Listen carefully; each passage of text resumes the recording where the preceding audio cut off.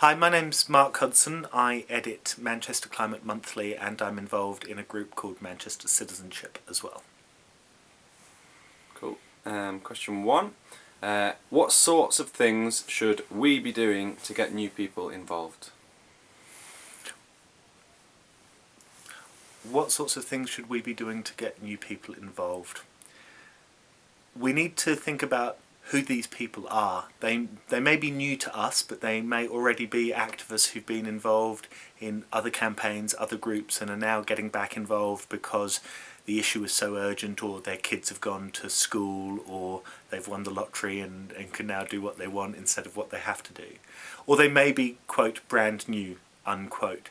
But in either case, we're going to want to find out who they are, what they want to do, what they're good at, what they would like to be good at.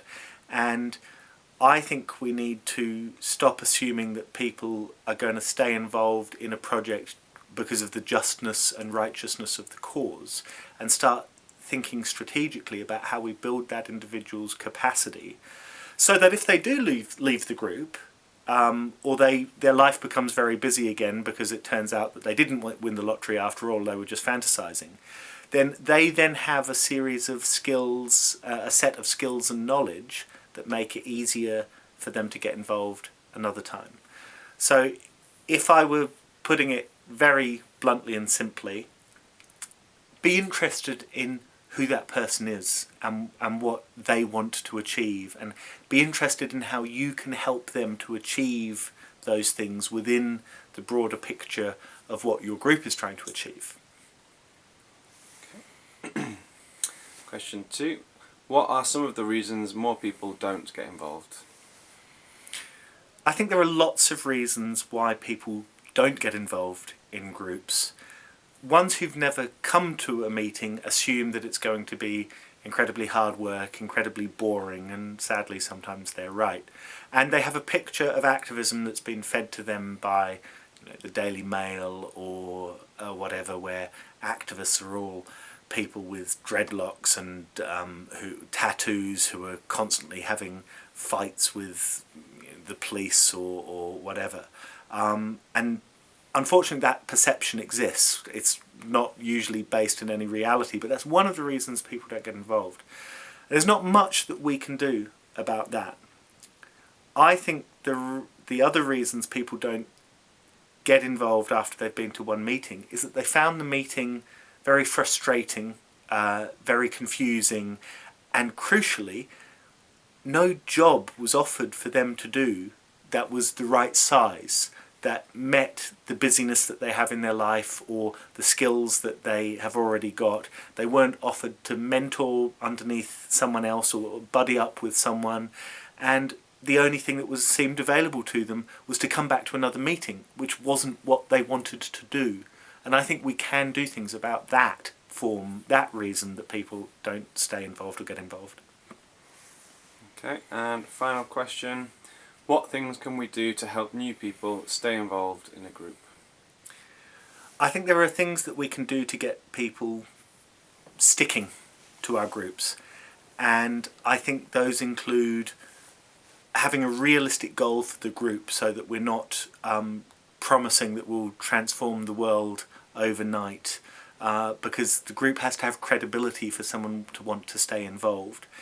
And beyond that, there has to be a list of jobs that people can take on even if they don't come to each and every meeting, because once people drop out, once people haven't been to a meeting or two, they find it harder to pick up the threads again, because the minutes, if they exist, are usually quite badly written, and people think, well, the group's persisting without me and I wasn't really getting anything out of it.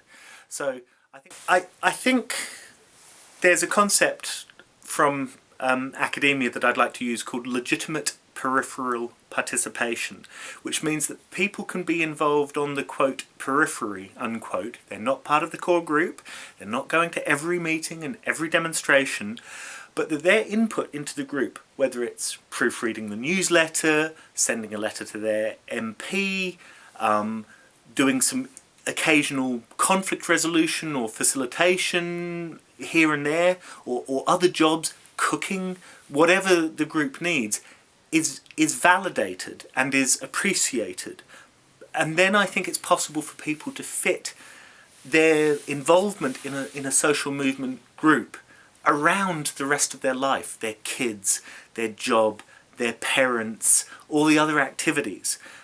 We have to give people opportunities to be involved at the level that suits them at any given time. Because if we say to people it's all or nothing, then you'll end up with groups that are very homogenous, very full of students or unemployed or the retired. And those aren't bad people, those aren't bad categories.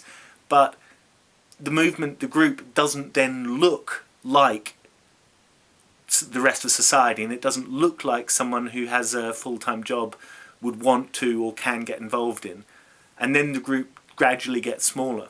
So for me, the crucial thing is, what is it that we're asking individuals to do without coming to meetings, without giving up the rest of their life? What are we asking them to do? Cool. Anything else you'd like to say on this topic? I think this topic is absolutely crucial. I think it's relatively easy to attract people when there is some big threat happening right here and now, whether it's fracking or whether it's an airport or, you know, it's something that's local and visceral and emotional. The challenge comes from keeping people involved at some level when that threat or issue has been dealt with one way or the other. And I think that we as a social movement have been very bad at that, and I hold my hand up, I've been very bad at it. We can't afford to continue being bad at it.